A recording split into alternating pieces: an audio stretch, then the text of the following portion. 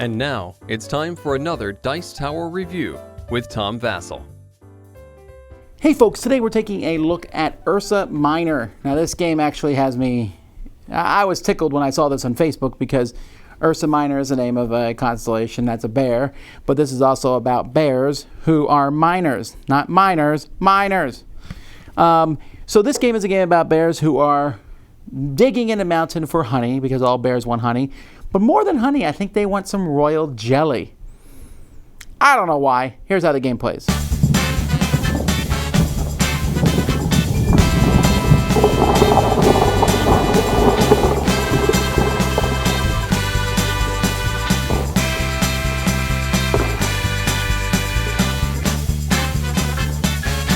To play this game, you're going to set up a grid. This is the setup for 4 players. It's slightly smaller. Basically, you have a bunch of level 1s, then there's a level 2, which is in the inner things, and then level 3s. Each tile needs a certain number of bears to mine it. So this one's 1, this one's 2, this one's 2. And they're going to give you royal jelly, which is worth points at the end of the game, or honey, which is a tiebreaker, but you can also use honey to get more workers. Each player is going to start with 2 bears on the board, and then you also can get 3 more. So on your turn, you have a chance to move the bears. So let's say, for example, I move a bear here and I move a bear here on my turn. I then can mine with each of the bears. You can also mine first before moving. It's up to you. And so this one only needs 1 bear to mine it, so I'll mine it with this bear. And this one only needs 1 bear to mine it, so I'll mine it. On the card, on one side, I'm going to put the honey I got, and the other side I have the royal jelly. So that's 1 point for the end of the game. And I have some honey here. Now, players are also going to be drawing cards from a deck. You can play 1 card in your turn that says move all your bears on 1 tile to any other single tile on the mountain. Or this one here says swap the position of 2 unoccupied tiles on the mountain. Or this one, keep this card in front of you. When you play it, once played, it's worth 1 royal jelly.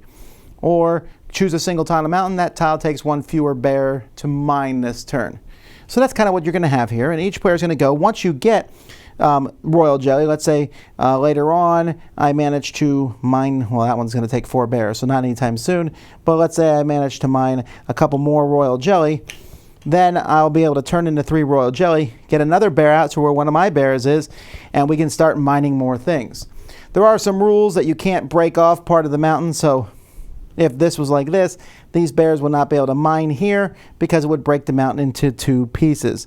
You also can't mine something where another bear is, so you can try to block other people by putting your bears in that spot.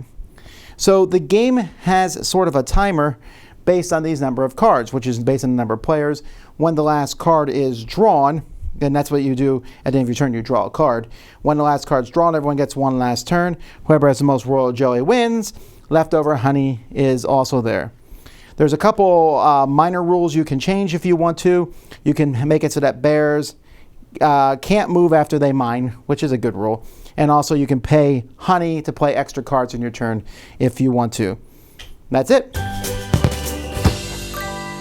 So the game actually has all these tiles already pre-punched for you, which is something unusual, although I did notice that they kind of had some little wear around the edges. And you need them to be pre-punched because to fit everything in this box, you are literally going to be filling up the whole box full. The best components of this game are the bears themselves. They're little screen printed on the bears. That's pretty cute. The red pandas, I especially like them a lot. And then the cards themselves. It's a nice card. It shows you, why you want to work with Dr. Bear and whatever she's doing. And the artwork on the cards is also really nicely done, and the cards are good quality.